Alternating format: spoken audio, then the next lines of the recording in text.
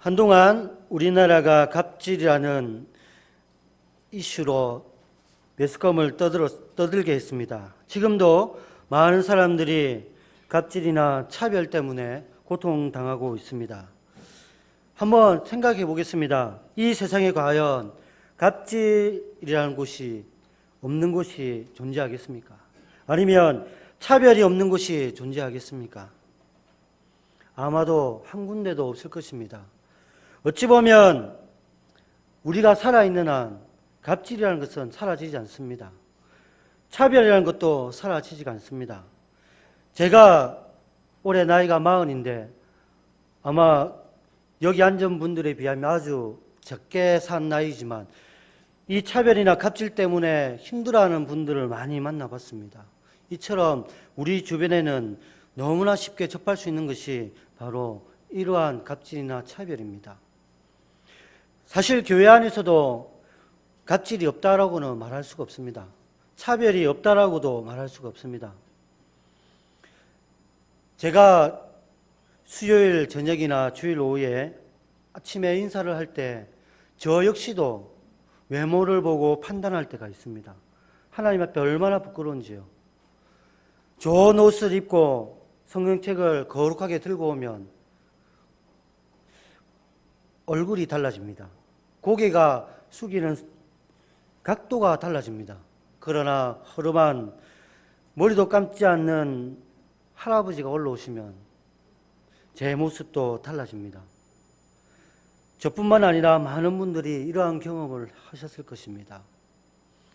이처럼 우리 안에는 탐욕이 있고 우리 안에는 죄성이 아직까지 많이 존재합니다. 그래서 외모를 보고 판단할 때도 있고 불평할 때도 있습니다. 제가 아는 한 장로님의 이야기입니다. 1989년, 90년대에 일어났던 이야기 때문에 그 당시에 엄청난 차별이 있었고 엄청난 갑질이 있었을 것입니다.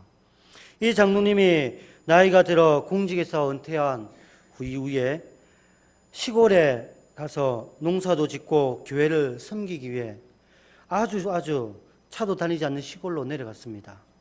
어느 날 몸이 너무 아파 참다 못해 권사님을 모시고 병원을 갔습니다. 이 장로님은 너무너무 검소하고 소탈했습니다. 몸도 아픈지라 오해할 수 있는 사람들이 많이 있었습니다. 노숙자처럼 보였습니다.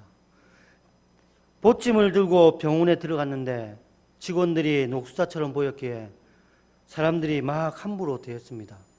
그리고 진료를 받기 위해 줄을 섰는데 차별도 당했습니다. 입원을 하기 위해 들어갔는데 병실이 없다고 다시 집으로 돌아가라고 했습니다. 그리고 먼 길을 다시 집으로 돌아왔습니다.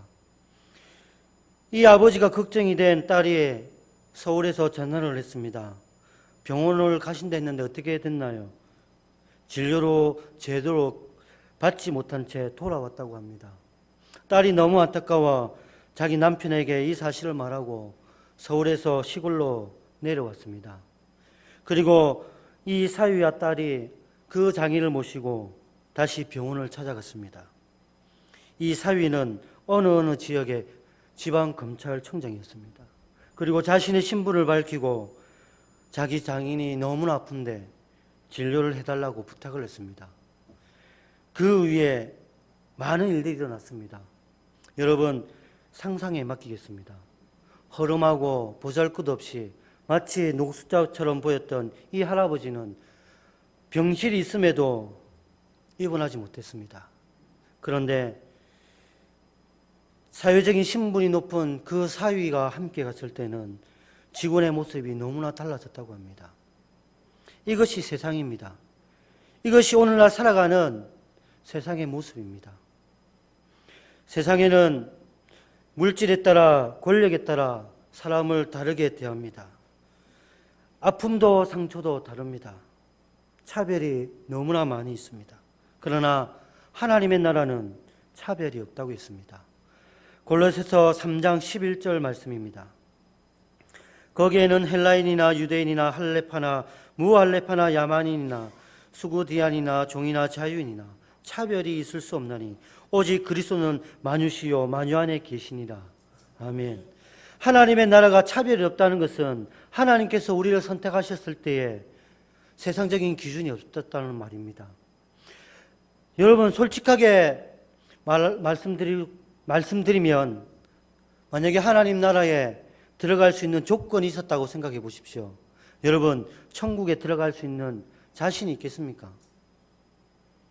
만약에 천사가 김용훈 너 노래 못하지, 천국에서 하나님 찬양해야 되는데 음치는 안 돼, 그러면 바로 저는 탈락입니다.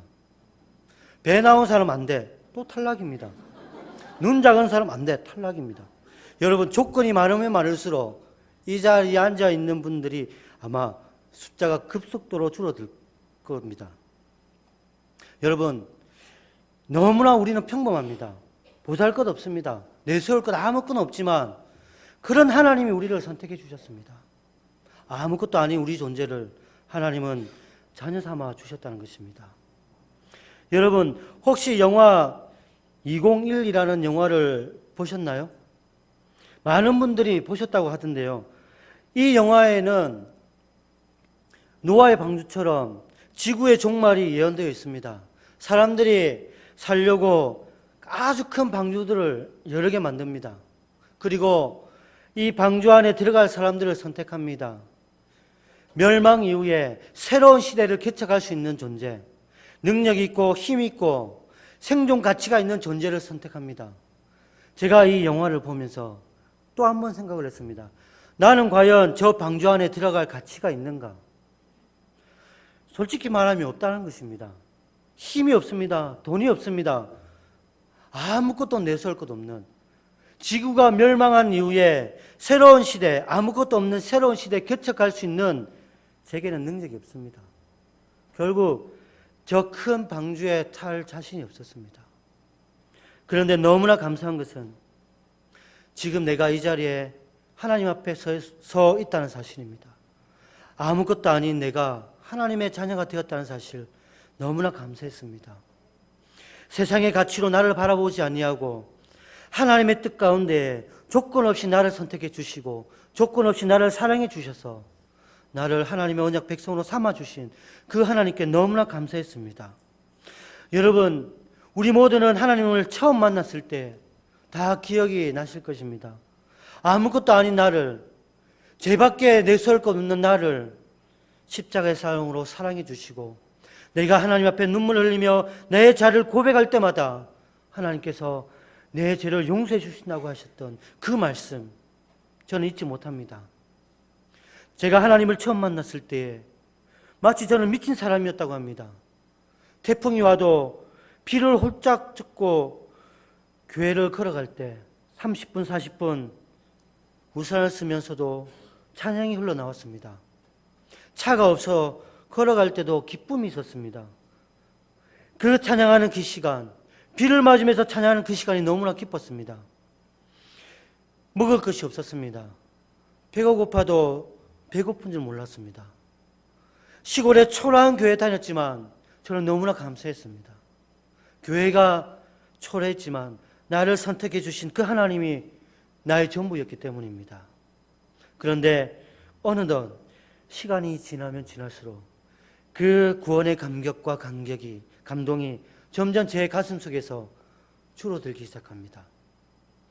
십자가 앞에 회개할 때만 그 감동이 불같이 일어나고 평상시에는 하나님의 사랑에 대한 감동이 잊혀지고 있었습니다. 그러던 어느 날 제가 사도행전 4장 11절 말씀을 묵상하는 가운데 하나님의 그 크신 사랑이 과거에만 있었던 것이 아니라 지금 현재도 일어나고 앞으로도 계속해서 하나님의 사랑이 나와 함께 하신다는 사실을 깨닫게 되었습니다. 한 달 동안 힘들 때나 때로는 내 마음속에 적막할 때 그 말씀을 계속해서 읽고 묵상했습니다. 그럴 때마다 내게 주시는 하나님의 크신 사랑을 고백할 수가 있었습니다. 그래서 그 말씀을 함께 나누기 위해서 오늘 본문 말씀을 선택했습니다. 우리가 잘 알고 있는 내용입니다. 하나님이 우리에게 주신 그 유일한 구원의 방법, 그것은 예수 그리스도밖에 없다는 것입니다. 그런데 당시의 예수 그리스도, 그분은 어떤 분이었습니까? 사람들이 예수 그리스도를 십자가 못 박혀 죽었습니다. 예수 그리스도의 십자가의 복음을 부인했습니다. 사도들이 예수님을 사랑하고 그 사랑하는 그 복음을 널리 전하는 것을 싫어했습니다. 그리고 사도들이 지도자들 앞에 섰습니다. 누구의 이름으로 너희들이 이 일을 행하느냐? 사도들이 겁없이 당당하게 예수 그리스도의 이름으로 하나님의 복음을 전한다고 말했습니다. 사실 우리가 알고 있는 내용입니다. 그러나 이 내용 안에는 놀라운 은혜의 비밀이 감춰져 있습니다. 세 가지를 가지고 함께 말씀을 나누고자 합니다. 그 첫 번째는 모든 사람을 구원시킬 그 이름, 예수라는 제목입니다. 당시 예수라는 이름은 너무나 잘 알려진, 너무나 많이 사용되는 이름 중에 하나였습니다. 하나님은 구원이시다, 이 뜻을 가지고 있습니다. 너무나 보편적인 그 이름, 하지만 하나님의 사랑을 입은 그 사람들 한 사람 한 사람에게는 예수라는 이름이 보편적인 이름이 아니라 고유 명사입니다. 고유 언어로, 고유의 이름으로 우리에게는 들려집니다. 그래서 제목을 그 이름이 됐습니다. 예수님을 믿지 않은 당시의 유대인들에게는 너무나 알려진 보편적인 이름이었지만 지금 우리 한 사람 한 사람에게는 그 이름이 영원히 잊지 못할 예수 그리스도라는 것입니다. 여러분, 선교단체 CCC라는 곳이 있습니다. 이 단체에 아주 유명한 것이 있는데 백문일답이라는 것이 있습니다. 100분 질문에도 대답은 딱 한 가지, 예수 그리스도. 그래서 백문일답이라고 합니다. 여러분, 과연 이것이 무엇인지 짧은 동영상을 한번 보도록 하겠습니다. 물을 때마다 예수 그리스도 그렇게 대답했습니다. 이것은 내가 이름을 짓기를 백문일답이라고 했습니다. 물어보면 여러분이 예수 그리스도 그렇게 대답하세요. 알죠? 여러분이 그리스도가 되겠습니까? 우리가 먹고 살 친구에 그리스도가 되겠습니까? 가정이 올려가 되겠습니까? 행복한 결혼생활에 기도가 되겠습니까? 어제 그러니 누구십니까? 믿어들지 않아야 될 분이 누구십니까? 모든 대학교 수업에 알아야 될 분이 누구십니까? 이름을 나야 될 거다 그 이름을 보내야 됩니까? 너에게 목표가 누구십니까? 이름을 가지고 있습니까? 나라의 국가의 원리가 무엇입니까? 진리가 어디 있습니까? 진짜 생명은 어디 있습니까? 누가 심판할 때 우리의 심판을 있습니까? 누가 우리에게 생체를 유발하십니까? 한 사람 한 사람이 그 생명의 불씨가 돼야 되는데 누가 알아요? 누가?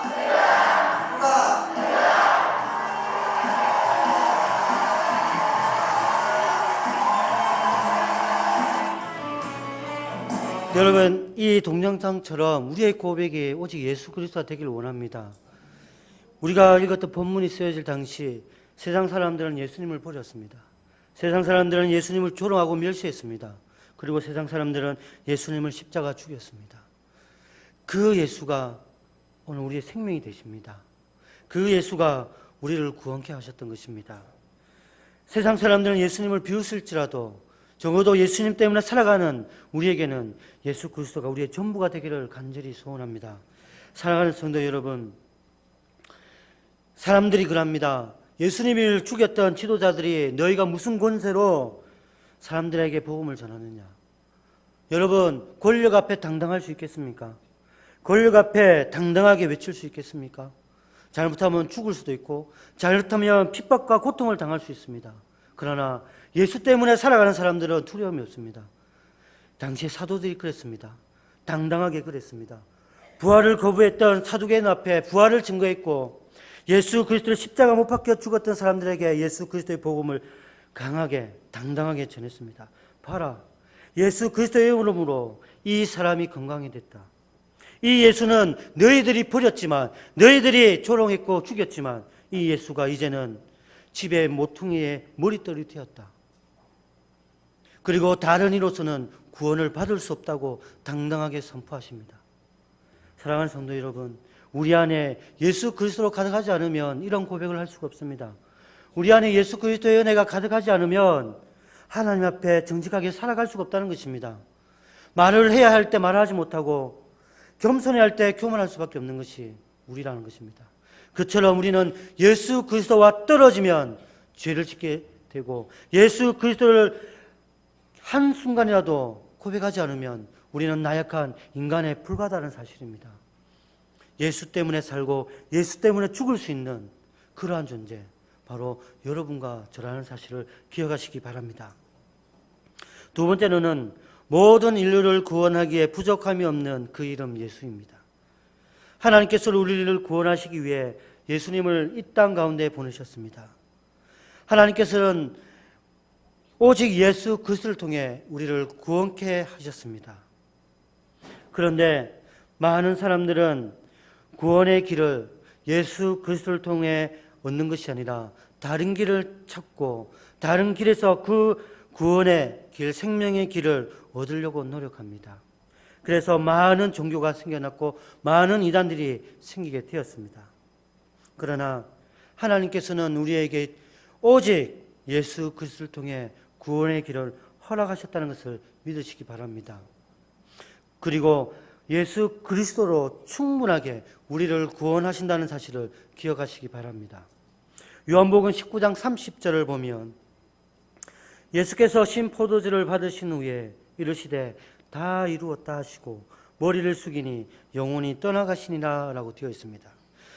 예수 그리스도의 십자가를 통해, 예수 그리스도의 단번에 죽으심을 통해 하나님의 구원 사역이 예수 그리스도를 통해 다 이루어졌다는 것입니다. 다른 것이 필요 없다는 사실입니다. 예수 그리스도, 그분은 이 땅에 우리처럼 똑같이 육신으로 오셨지만 그분은 하나님이셨습니다. 내가 달려야 할 그 십자가에 하나님의 아들신 독생자가 대신 달렸습니다.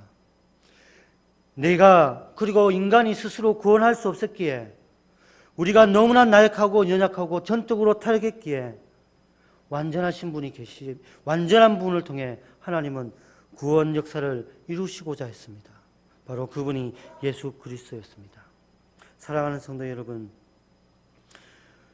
그 예수 그리스도를 통해 하나님은 우리를 구원하셨다는 사실을 매일매일 고백하시고 매일매일 예수 그리스도를 찾고 의지하시기 바랍니다. 그 속에 놀라운 생명이 계속해서 우리를 통해 일어날 것입니다. 다른 것이 필요 없습니다. 그분 한 분만으로 다 이루습니다. 그분 한 분만으로 계속해서 복음의 역사들이 일어나고 있습니다.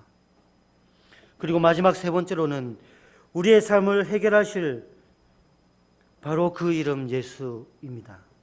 마태복음 11장 28절을 보면 수고하고 무거운 짐진 자들아 다 내게로 오라 내가 너희를 쉬게 하리라 라고 하셨습니다. 우리의 인생의 문제가 아무리 힘들고 어렵고 무겁다 하더라도 우리 주님은 우리의 모든 문제를 해결하시는 분이십니다. 우리의 문제를 다 가지고 오기를 원하십니다. 로마서 8장 34절을 보십시오. 누가 정죄하리요? 죽으실 뿐만 아니라 다시 살아나신 이는 그리스도 예수시니 그는 하나님 우편에 계신 자여 우리를 위하여 간구하시는 자신이라 되어 있습니다. 예수 그리스도는 하나님 곁에 승천하신 이후에도 우리를 위하여 간구하신다 했습니다. 우리와 함께 하시면서 우리의 문제를 다 알고 계십니다.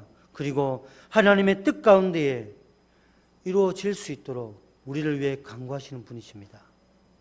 그리고 로마서 8장 27절을 보면 성령이 하나님의 뜻대로 성도를 위하여 간구하심이라 되어 있습니다. 예수님뿐만 아니라 성령 하나님도 우리를 위해 간구하십니다. 결국 하나님의 선택을 받은 우리 모두는 하나님의 사랑을 통해 구원을 받았고 계속해서 그 사랑이 하나님과 함께 하신다는 사실입니다. 우리는 행복하면 하나님을 잠시 잊을 수 있습니다. 힘들고 어려울 때만 십자가를 찾고 괴로운 일일 때, 급한 일일 때만 하나님 앞에 나와 눈물로 간구하고 엎드립니다. 그러나 우리 하나님은, 우리 주님은 항상 우리를 위해 간구하십니다. 항상 우리를 축복해 주십니다. 항상 우리를 바른 길을 걸어갈 수 있도록 우리를 인도해 주시는 분이십니다. 그래서 우리의 모든 문제는 예수 그리스도를 통해 해결할 수 있다는 것입니다. 바라옵기는 옛날이여, 과거를 추억하며 옛날이 좋았지, 여기에 맘도는 것이 아니라 지금 나와 함께 하시는 하나님, 앞으로 내 인생을 더 멋지게 인도하실 그 하나님을 바라보시기 바랍니다. 그렇게 예수님이 우리를 위해 간구하십니다. 우리가 더 멋진, 더 아름다운 인생, 형통의 길, 복된 인생을 걸어갈 수 있도록, 하나님 앞에 쓰임받는 인생이 될 수 있도록 우리 주님과 성령이 간구하고 계시는 것입니다. 로마서 8장 28절을 보십시오.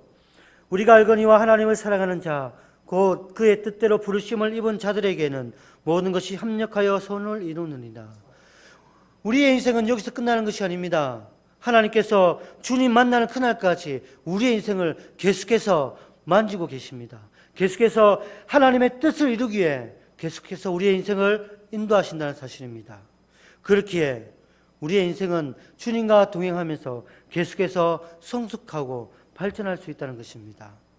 지금 내 삶이 힘들고 때로는 지쳐 있을 수 있습니다. 때로는 실패한 것처럼 보일 수도 있습니다. 그러나 끝이 아니라는 사실입니다. 먼 훗날 주님 만나는 그 시간까지 하나님은 우리의 인생을 계속해서 하나님 보시기에 아름다운 인생으로 만들어 가신다는 사실을 우리 모두는 기억했으면 좋겠습니다. 여러분, 욥을 바라보시기 바랍니다. 욥이 모든 것을 잃었습니다. 주위에 있는 모든 사람들이 욥을 떠났습니다. 그러나 욥의 인생이 거기서 끝난 게 아니었습니다. 욥의 인생을 하나님께서 더 멋진 인생으로 만들어 가십니다. 하나님을 드러내기 위해서, 하나님을 선포하기 위해서 하나님은 욥의 인생을 계속해서 만져주셨습니다. 우리의 인생도 그러하다는 것입니다. 때로는 우리의 인생이 내리막길을 걸어갈 수가 있습니다. 그러나 하나님은 우리의 인생을 내리막길로 멈추는 것이 아니라 오르막길로도 인도하신다는 사실을 기억하시기 바랍니다. 마지막 만날 그 순간 우리는 하나님을 고백할 수 있습니다. 하나님이 내 인생의 전부였더라고.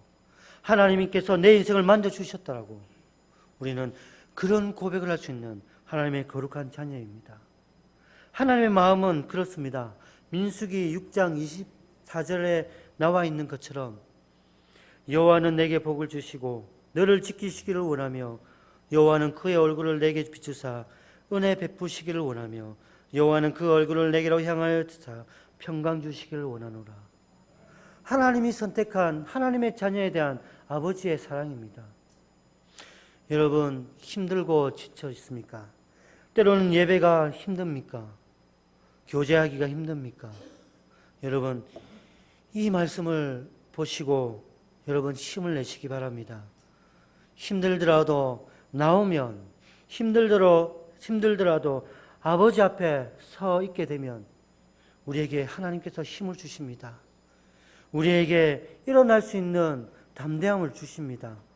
사람을 사랑할 수 있는 은혜를 베풀어 주십니다. 용기를 주시고 인내도 주시고 온유함도 주십니다.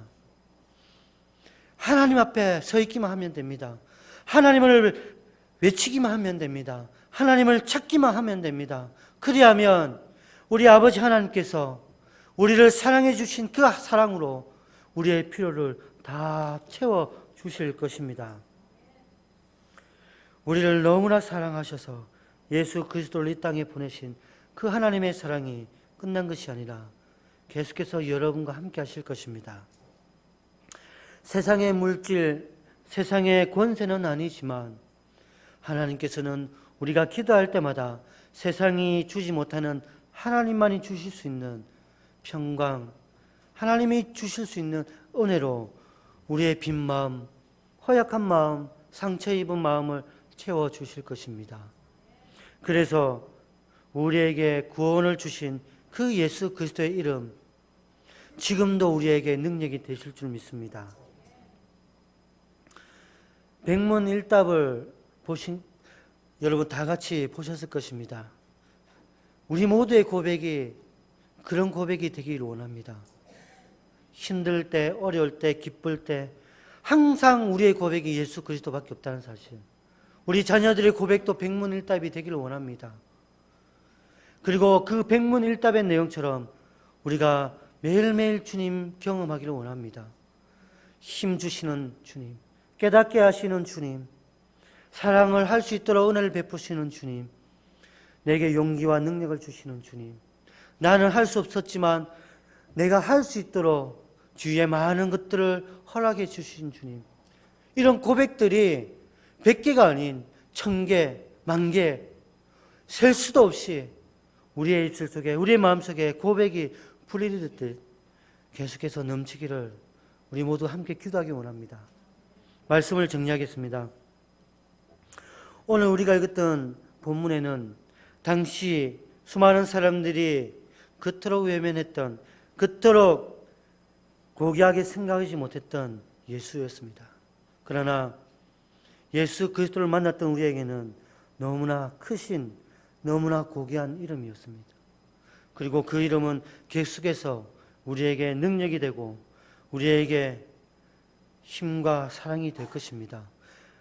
여러분 한 주간도 살아가실 때 그 이름 붙들고 살아가시기 원합니다. 그 이름 외치는, 그 이름을 찾는 사람에게 하나님께서 사랑의 손길을 허락해 주실 것입니다.